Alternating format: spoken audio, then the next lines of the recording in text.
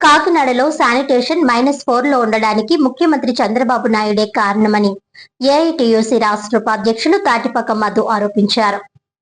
ఈ సందర్భంగా తాటిపక్క మధు మాట్లాడుతూ కాకినాడ పట్టణంలో 2,50,000 జనాభా ఉన్నప్పుడు 15 సర్కిల్స్, 15 కాంపెంట్ వాహనాలు, 15 ట్రాక్టర్లు, 1,250 మంది సిబ్బంది ఉన్నారని, నేడు 5,70,000 జనాభా కాకినాడలో ఉండగా నేడు కేవలం 800 మంది మాత్రమే ఉన్నారని, దాంట్లో 600 మంది మాత్రమే పనిచేస్తున్నారని మధు గుర్తు చేశారు. చాలా మంది కార్మికులు రోజు రోజుకు 60 సంవత్సరాల నుండి రిటైర్ మరణాలవుతుంటే వారి స్థానంలో కొత్త ఉద్యోగాలు వేయకపోగా మరలా ముఖ్యమంత్రి అధికారులపై నిందలు వేస్తారా అని ప్రశ్నించారు. జనాభా తక్కువ ఉన్నప్పుడే సిబ్బంది ఎక్కువగా ఉన్నారని, జనాభా పెరుగుతుంటే సిబ్బంది తగ్గుతున్నారని, ఇలాంటి విషయాన్ని ప్రజాప్రతినిధులకు, జిల్లా కలెక్టర్ కు తెలియదా అని ఆయన ప్రశ్నించారు. అనంతరం ఏఐటీయూసీ జిల్లా ప్రధాన కార్యదర్శి తోకల ప్రసాద్ మాట్లాడుతూ శానిటేషన్ పై ముఖ్యమంత్రి పలుమార్లు మాట్లాడుతున్నారని, మరి పంజాబ్ తరహాలోనే ఎందుకు ఈ రాష్ట్రంలో అవుట్ సోర్సింగ్ కాంట్రాక్ట్ కార్మికులను రెగ్యులర్ ఎందుకు చేయలేదని తోకల ప్రసాద్ ప్రశ్నించారు. కనీసం సుప్రీంకోర్టు తీర్పు ప్రకారం సమాన పనికి సమాన వేతనం ఇవ్వడం లేదని, వెంటనే 34,000 జీతం అవుట్ సోర్సింగ్ కార్మికులకు ఇవ్వాలని తోకల ప్రసాద్ డిమాండ్ చేశారు.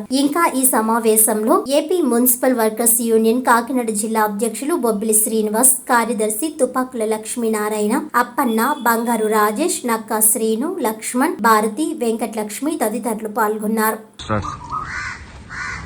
జూన్ 1వ తేదీ నాడు గౌరవనీయులు రాష్ట్ర ముఖ్యమంత్రి చంద్రబాబు నాయుడు గారు తునిలో జిల్లా అధికారుల సమావేశంలో అన్ని మున్సిపాలిటీ రాష్ట్రం అన్నింటికన్నా కాకినాడ మున్సిపాలిటీ శానిటేషన్ మైనస్లో ఉంది అని చెప్పారు.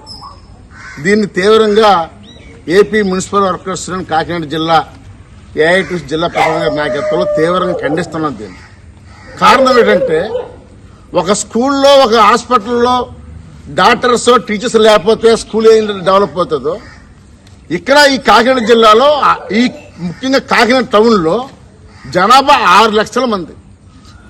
6 లక్షల మందిలో 600 మంది పనిచేస్తున్నారు. స్టిల్ పని చేయగలమా? మీరే ఒకసారి ఆలోచించండి ముఖ్యమంత్రి గారు. రెండోది, సిబ్బందిని మీరు పెంచారా? సుమారు 1,400 మంది పైన సిబ్బంది ఉన్నారు. అలాంటిది 600 మంది మాత్రమే ఉన్నారు. 2 లక్షల జనాభా ఉన్నప్పుడే సిబ్బంది ఎక్కువ ఉన్నారు, ఇప్పుడు జనాభా తక్కువ ఉన్నారు. రెండవది, వాహనాలు ప్రతి 15 సర్కిల్కి ఒక్కో సర్కిల్కి ఒక కంఫర్ట్ వెహికల్ ఇచ్చారు. ఆ వెహికల్లో ఇప్పుడు 4 తిరుగుతున్నాయి, మిగతా 11 తిరగట్లేదు, రిపేర్లో ఉన్నాయి. అంటే ఈ 4 వెహికల్సే ఈ 15 కాకినాడ టౌన్ అంతా తిరగాలి. ట్రాక్టర్లు 15 ట్రాక్టర్లకి 10 ట్రాక్టర్లు తిరుగుతున్నాయి. అది కూడా ఎల్లా వద్దు అని అయ్యి ఉన్నాయి. గ్లౌజులు లేవు, సబ్బులు లేవు, డ్రెస్సులు లేవు, ఏమీ లేవు. ఇవన్నీ సమస్యలు ఇన్ని తీవ్రంగా ఉండి శానిటేషన్ బాగుండాలంటే ఎలా బాగుంటుంది? దీన్ని అందుకే మేము ఏమన్నామంటే, దయచేసి మా ఏపీ మున్సిపల్ వర్కర్స్ డిమాండ్స్ ఏంటంటే, ఒకటి, సిబ్బందిని పెంచండి. పంజాబ్ తరహా చూసి మీరు చాలా సీనియర్ ముఖ్యమంత్రి, పంజాబ్ తరహాగా ఈ ఆఫీస్ వర్కర్లందరినీ రెగ్యులర్ పర్మనెంట్ చేయండి. కనీసం తాత్కాలిక 34,000 జీతం ఇవ్వండి. డ్రెస్సెస్, గ్లౌజెస్ అన్ని కూడా ఇవ్వండి.